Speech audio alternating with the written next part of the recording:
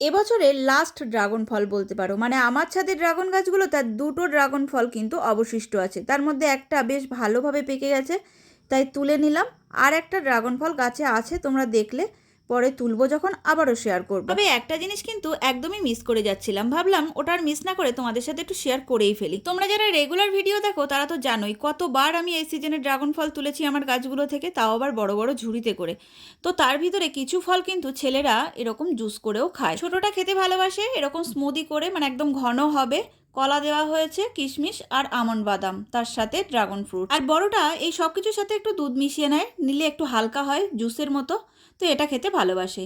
তো এর মধ্যে কিন্তু কোনো চিনি অ্যাড করা নেই, কারণ যেখানে বাদাম আছে, কলা আছে, কিশমিশ আর এত সুন্দর একটা মিষ্টি ড্রাগন ফল আছে, সেখানে চিনি মেশানোর কোনো প্রয়োজন নেই। চাইলে তোমরাও এরকম একটা হেলদি জুস খেতে পারো, এমনকি বাচ্চাদেরও করে খাওয়াতে পারো, বাচ্চারা কিন্তু দারুণ মজা করে খাবে।